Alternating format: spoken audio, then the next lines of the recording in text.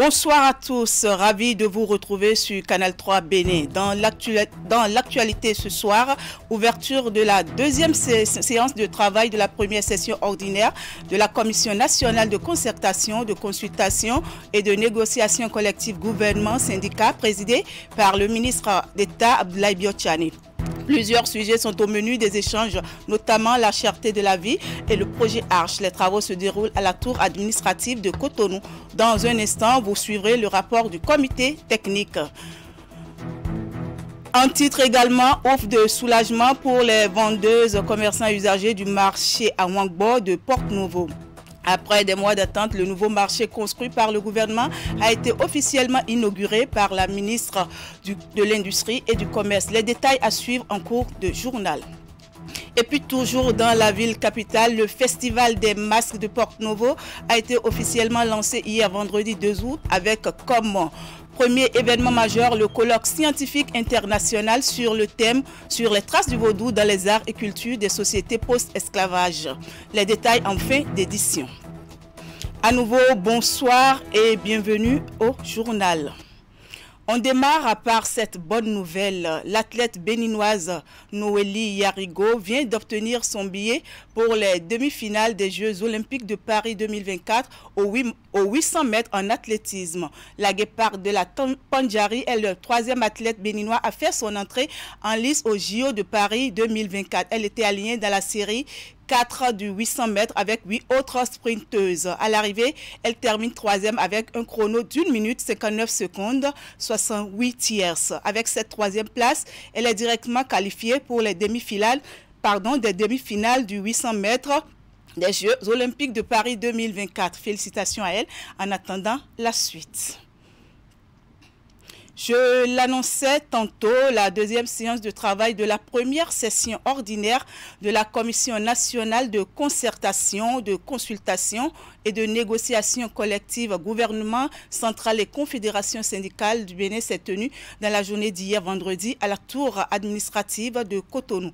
Au menu des échanges, la cherté de la vie, le projet Arche et autres préoccupations. La séance s'est déroulée en présence du ministre d'État chargé du développement et de la coordination de l'action gouvernementale et de la ministre du Travail et de la fonction publique. Je vous invite à suivre le secrétaire permanent de la commission, Edgar Doui, qui présente ici le rapport du comité technique. Les 6 points qu'il va soumettre à la présente session. Les 6 points sont les suivants. 1. L'arrêt de la privatisation des universités publiques du Bénin avec les coûts exorbitants de formation. Le second point, le rétablissement du système de gouvernance démocratique des universités nationales du Bénin, fondé sur les élections des responsables académiques, recteurs et chefs des unités de formation de recherche. Le troisième point concerne le châtiment des exécutants et des commanditaires de l'assassinat crapuleux de l'étudiant Diabo Théophile donné le 24 mars 2020 sur le campus universitaire de la Tel Aviv, alors qu'il luttait pour la mise en œuvre des mesures prescrites par le gouvernement contre le Covid-19. Le quatrième point, c'est la variation de la prime annuelle de publication des enseignants du supérieur. Le point 5, l'intégration en A3 des enseignants de la maternelle et du primaire ayant totalisé 25 ans de service. Et le point 6, c'est la révélation de l'indemnité de logement. Concernant le secteur privé, il y avait un point inscrit à l'ordre du jour par rapport à l'examen du calcul de l'impôt sur le traitement sur le salaire. Ce point a été inscrit par le patronat. Lorsque le comité a travaillé, ils ont estimé que pour approfondir, il fallait qu'il y ait une étude. Donc le comité a posé que le patronat commandait une étude avant qu'on puisse statuer là-dessus. Étant donné, ils ont aussi estimé qu'en l'état actuel, l'arrêt final 2024 est en cours, on ne peut rien modifier maintenant. Si les études concluaient à ce qu'il faille modifier, peut-être que la loi de 2025 pourra en tenir compte. Et puis, l'information a fait le tour des réseaux sociaux. Depuis un moment, il circule sur la toile un communiqué qui fait état de ce que les titulaires du brevet d'études du premier cycle BEPC sont refusés d'accès à postuler par voie de cours en classe de seconde dans les lycées techniques et professionnels au Bénin.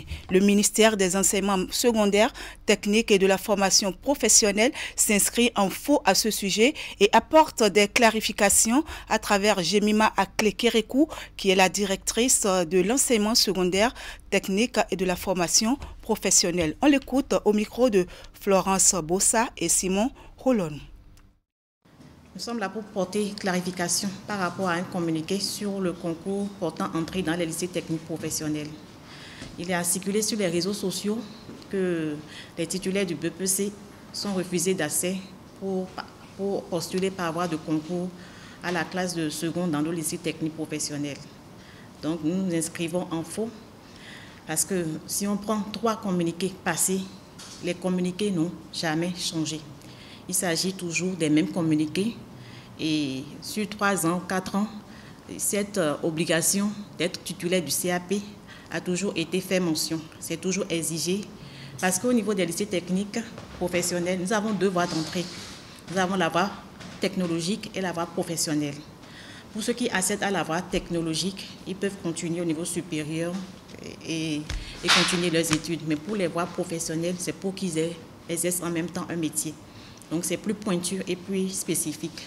Donc pour accéder à la voie professionnelle, il faut être titulaire du BEPC ou du CAP. Mais il est exigé au niveau de la voie professionnelle, obligatoirement, vous devez être titulaire du CAP. Et c'est ce qui est stipulé dans tous les communiqués des concours depuis plus de 4 à 5 ans. Donc, ce n'est pas une invention, ce n'est pas le ministère, c'est des tests réglementaires qui maintiennent qu'il faut forcément avoir le CAP. Le CAP, c'est le certificat d'aptitude professionnelle. Parce que quand on prend les enfants qui n'ont pas de CAP pour accéder pour l'obtention du bac, pour aller au bac professionnel, il leur est difficile. S'ils ont le BEPC, ils ne tiennent pas. Il faut qu'ils aient déjà le CAP niveau 1 pour aller au niveau 2. Donc, la polémique porte sur les formations au niveau 2, les formations professionnelles.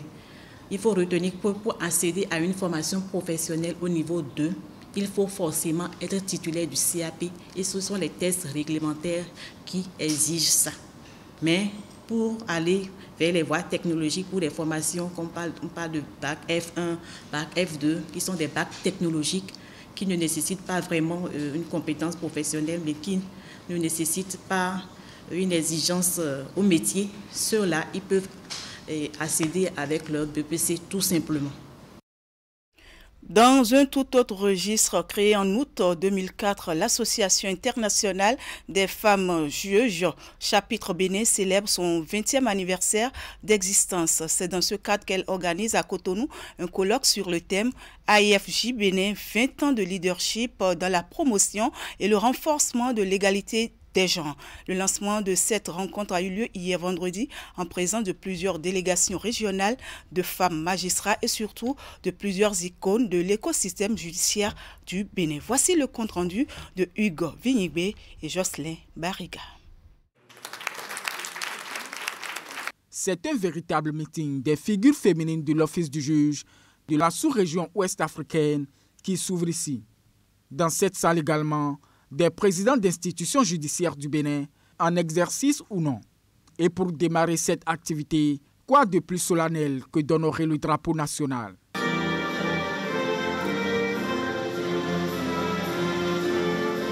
Cette célébration des 20 ans d'existence de l'Association internationale des femmes juges, chapitre Bénin, offre à l'organisation l'occasion d'allumer à nouveau les projecteurs sur la question de l'égalité des genres.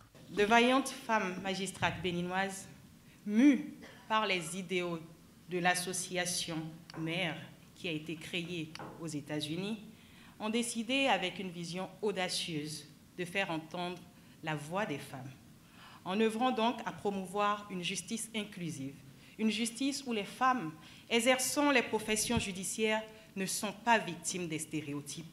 Si la vice-présidente de la République présente un état des lieux de la situation des femmes magistrats au Bénin, Le ministre de la Justice invite les intéressés à transcender le débat sur l'égalité des genres.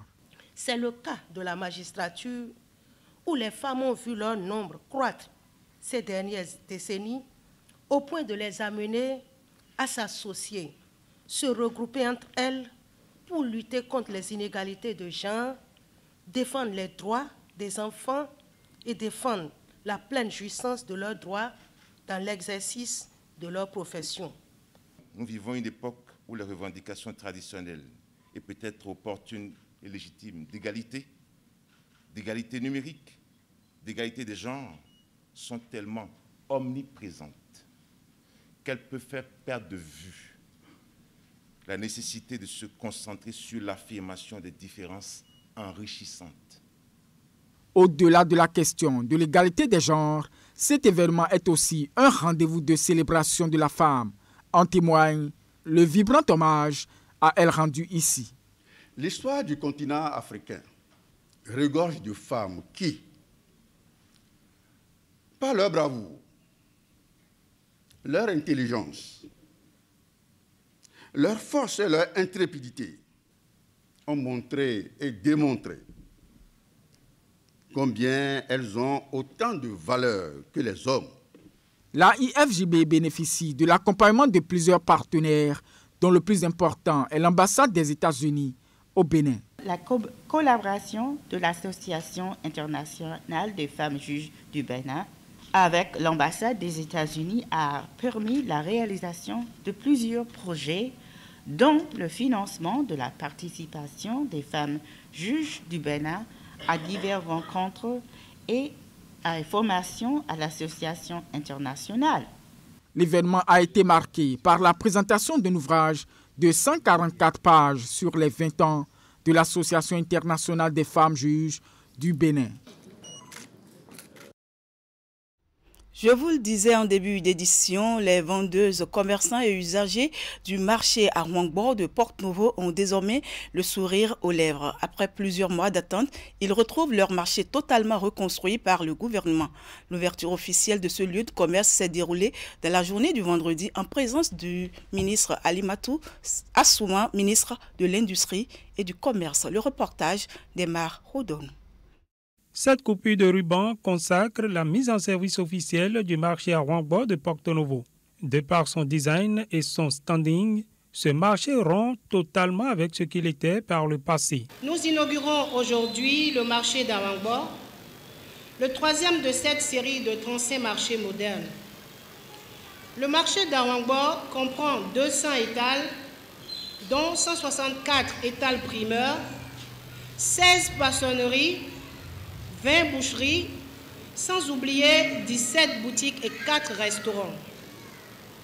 Il est équipé d'installations sanitaires, d'un monte-aux-charges, d'une chambre froide, de locaux techniques et déchets, d'une salle polyvalente, d'une infirmerie, d'un bureau administratif et des équipements de sécurité incendie. Ce nouveau marché n'est pas seulement une infrastructure moderne. Il est une source de vitalité économique pour la municipalité de Porto-Novo. Chère maman, je veux vous assurer qu'à l'issue du tirage du 30 juillet 2024, tous les anciens occupants du marché ont eu leur place. Je voudrais que le vivre ensemble soit votre leitmotiv à Ouangbo. Et vous allez nous dire, mais combien on paye? Installez-vous d'abord. Voyez le confort que le microcrédit à l'AFIA, que le président Patrice Talon a mis à la disposition des femmes, puisse nous permettre de renforcer nos étals, puisse nous permettre d'achalander le marché. C'est avec bonheur et joie que les femmes en prennent désormais possession. Je suis très contente parce que nous avons ouvert le marché aujourd'hui. Moi, je suis tellement très contente. Parce qu'on avait trop souffert. Mais aujourd'hui, là, moi, personnellement, je suis très contente. Je suis un habitué de l'ancien marché et aujourd'hui, j'ai voulu découvrir le nouveau marché que je trouve quand même très moderne. Et je félicite le gouvernement pour son effort Et j'invite les dames à bien entretenir le marché parce que ce qui compte aujourd'hui, c'est l'entretien du marché.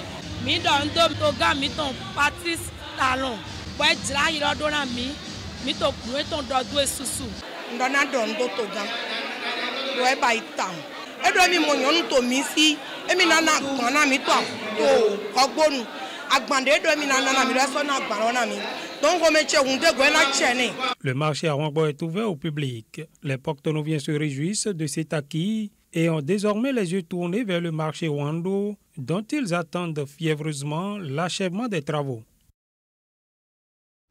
On parle toujours de la célébration du 64e anniversaire de l'indépendance du Bénin. L'événement a été célébré sur l'ensemble du territoire national. Dans le département du Zou, les manifestations officielles se sont déroulées à Abomey et se résument au dépôt de gerbes ainsi qu'au défilé militaire. Mais avant les réjouissances, le public a eu droit au bilan sommaire des réalisations du gouvernement et du conseil communal dans la ville d'Abomey. Les détails avec Imet Hélène Amoussou. Dépôt de gerbes au pied du monument dressé en mémoire des enfants morts pour la patrie. C'est le premier acte du préfet du Zou consacrant le démarrage des manifestations qui s'inscrivent dans le cadre des 64 ans d'indépendance du Bénin. L'autorité départementale s'est ensuite rendue sur les lieux du défilé. Sur place et avant la parade, l'honneur est revenu au maire d'Abomey de placer un mot de bienvenue. Je voudrais donc, en cette auguste occasion, pour réitérer ici et maintenant, Monsieur le Préfet, l'engagement du Conseil communal d'Abomey à poursuivre avec ardeur et détermination la mission de service à la population pour une ville d'Abomey plus attractive et plus rayonnante. Sous la vision éclairée du chef de l'État, le président Patrice Talon, notre département a bénéficié de nombreux projets innovants et de réformes courageuses dans plusieurs secteurs, notamment la santé, la décentralisation, le cadre de vie, l'agriculture, la sécurité, l'éducation, les affaires sociales, la microfinance, l'eau et l'électricité, de l'emploi, ainsi que de la culture et des arts, et j'en oublie, afin d'améliorer les conditions de cadre de vie à nos populations. Mesdames et messieurs, s'il est vrai que nombre d'actions ont été menées pour restructurer l'économie de notre pays en vue d'assurer les conditions de vie décentes à nos populations, il n'en demeure pas moins que des défis restent à relever. À ce propos, le chantier le plus préoccupant est bien évidemment celui de la bonne gouvernance, du respect du patrimoine public et de la lutte contre la corruption sous toutes ses formes. Après les discours aux allures de bilan récapitulatif des réalisations du gouvernement ainsi que du conseil communal dans la ville, place a été faite au passage de quelques unités de défense et de sécurité présentes sur le territoire du département. Têtes couronnées, autorités politico-administratives, personnalités diverses civiles comme religieuses, ainsi que les populations sorties massivement ont pu suivre le spectacle offert par les différents pelotons. Le centre de formation aux opérations de maintien de la paix de Cana a été créé par le...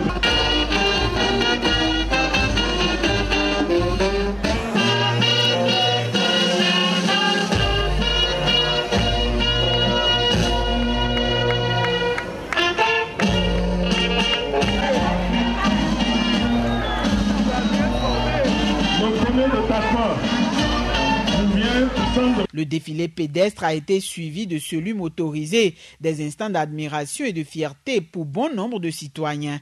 Après les démonstrations de l'armée, des groupements civils ont poursuivi sur place la fête à travers chants, danses et autres tableaux artistiques. Un peu plus loin dans le département des Collines, on va s'intéresser à la fête patronale de Gouka dans la commune de Banté, une fête qui cette année a encore mobilisé du monde. Les filles et fils de la localité se sont rassemblés autour des organisateurs pour s'amuser et se divertir, mais également pour débattre des sujets ayant rapport à l'évolution de leur village natal. Les réjouissances ont connu la présence de plusieurs personnalités et bien d'autres invités. Devenue une tradition, cette fête patronale est chaque année couplée avec la célébration du 1er août, placée sous le signe de la cohésion. Les manifestations ont été l'occasion d'inviter la population à la culture de l'unité. On retrouve Imet Hélène Amoussou. cette caravane pour annoncer la tenue effective des festivités de la fête patronale de Gouka. Couplée chaque année avec les manifestations commémoratives de la cession du Bénin à l'indépendance, la célébration est l'occasion pour les filles et fils de cet arrondissement de la commune de Banté de se retrouver et de fraterniser. Pour la circonstance, les populations de Gouka ont été rejoints par leurs frères et sœurs d'Atokolibé et d'Agua.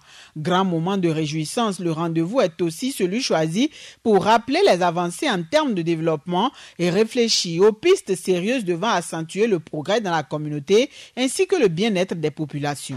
S'il faut parcourir les secteurs vitaux de notre pays, de notre commune, beaucoup d'actions ont été faites tant au niveau communal, tant au niveau du programme d'action du gouvernement pour soutenir, pour accompagner, pour améliorer le quotidien des populations de Gouka. Je m'en vais pour preuve. La mise en place du programme d'amélioration de l'accès à l'eau potable qui s'aligne avec les orientations stratégiques de développement durable. L'amélioration du cadre de vie, notamment dans le volet sanitaire. Nous devrons rendre un hommage vibrant au docteur Rahim Yassessinou, au professeur Fernak Bagidi et à El Hadj Mikpedo Salami, alias Dangote, qui ont accepté parrainer l'événement. Que chacun sache dès à présent que nous sommes unis par le même dessein, qu'est le développement de notre localité. Chacun doit se réconcilier avec son propre intérieur, afin de creuser les sillons de pardon, de partage et d'abnégation pour surmonter les pénombres qui empêchaient le rayonnement. Placé sous le thème « Dans l'unité et la fraternité, agissons pour le développement de Banté »,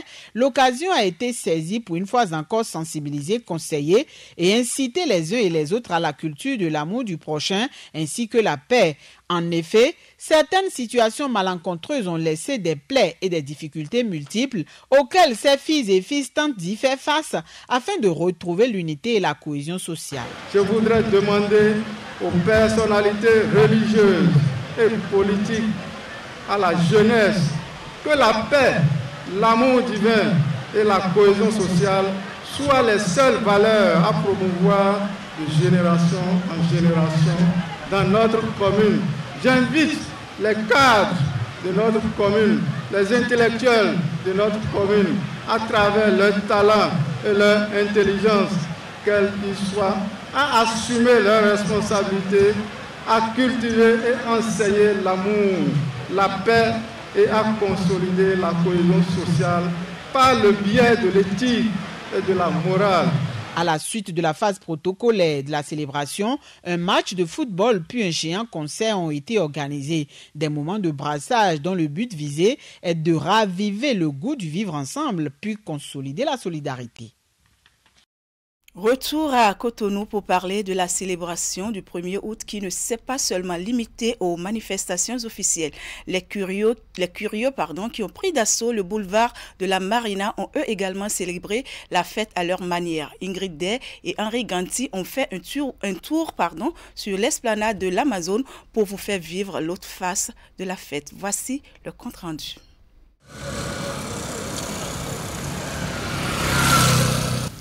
Il refuse de se faire conter l'histoire, celle de la célébration du 64e anniversaire de l'accession du Bénin à la souveraineté nationale et internationale. On va vers l'Amazone comme ça, c'est pour aller regarder comment le défilé va se passer. Venus de plusieurs quartiers de Cotonou et villes environnantes, ils prennent d'assaut l'esplanade de l'Amazone qui accueille le défilé militaire. L'armée de l'air qui participe à ce défilé avec 3 pelotons.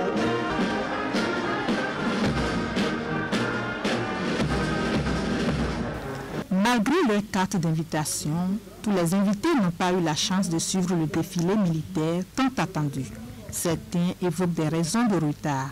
D'autres se plaignent de n'avoir pu regagner leur place après s'être déplacés pendant quelques minutes. Nous sommes bloqués parce que nous avons un peu frein à la loi. Nous étions sortis pour uriner, pour nous mettre à l'aise. Donc au retour, il s'est trouvé que les forces de l'ordre ont souhaité qu'on puisse attendre par mesure de sécurité. Ceux qui ne détiennent pas de carte d'accès au lieu de la cérémonie se contentent de suivre le défilé depuis leur tribune spéciale.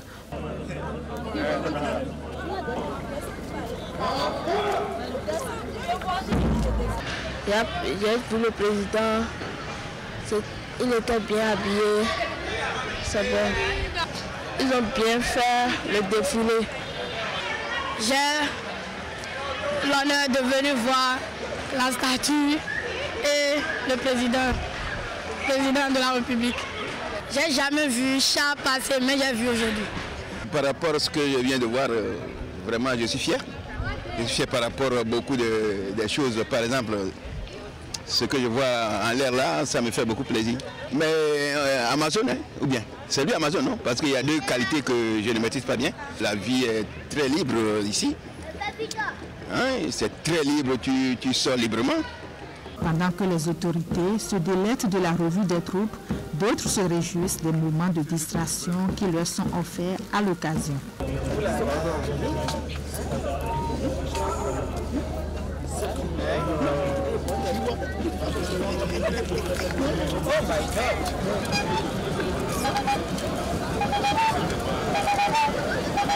C'est aussi le lieu pour certains de profiter de ce beau décor pour immortaliser l'instant.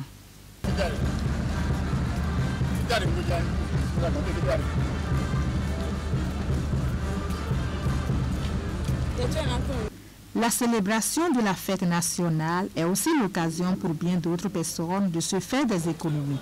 Les vendeurs des articles de tout genre ont eux aussi pris d'assaut l'esplanade de l'Amazon.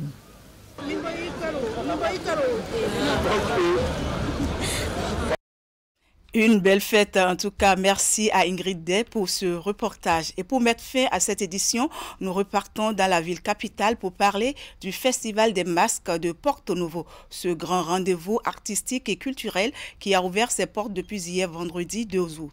Le 2 août, le premier événement majeur de ce festival a été le colloque scientifique international axé sur le thème « Sur les traces du vaudou dans les arts et cultures des sociétés post-esclavage ». Le point du lancement de ce colloque dans ce reportage d'Emma Rodon.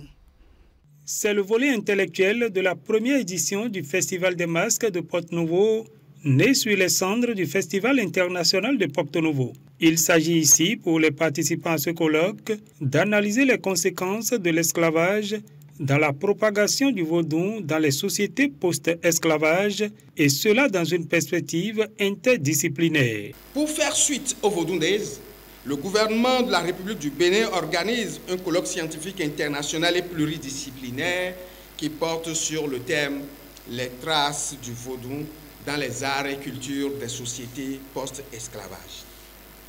L'ambition à ce niveau de la manifestation qui réunit les hommes et les femmes de culture et de science est d'analyser les arts, les cultures et la spiritualité des sociétés post-esclavage afin d'y déceler les vestiges du vaudou, quelles que soient les figures sous lesquelles ces vestiges se présentent. Ce colloque, donc, mesdames et messieurs, se propose d'étudier la science, c'est-à-dire la présence du vaudou à travers ses arts, ses symboles et autres motifs dans la culture et les arts des sociétés post-esclavage. Les travaux de ce colloque international sont lancés par le ministre Modeste Kérékou, qui assure l'intérim de son homologue de la culture. Le présent colloque international offre l'occasion de fixer dans les mémoires le rôle prépondérant que jouent les arts dans les dynamiques sociales engendrées par les traditions, religions et l'expérience qu'en tire le citoyen et la communauté. C'est pour cela qu'il se tient à un moment où des réformes structurelles sont en cours au Bénin et où l'art et la culture, élevés comme des secteurs prioritaires après l'agriculture, sont en train de transformer l'écosystème pour un développement des industries culturelles et créatives. Ces moments vont sans doute donc générer une documentation de référence qui servira de bréviaire à la poursuite de l'action publique en matière de promotion du patrimoine culturel et de développement du tourisme religieux. Le Festival des masques de Porto Novo, c'est du 2 au 4 août 2024 sur différents sites à Porto Novo. Eh bien, retenez donc que le Festival des Masques de Porte-Novo prend fin ce dimanche 4 août 2024. Mesdames, Messieurs, ce sera tout pour ce journal. Merci de l'avoir suivi et merci également à toute l'équipe de préparation, de réalisation et de diffusion. Bonne suite de programme sur Canal 3 Bénin et à demain. Au revoir.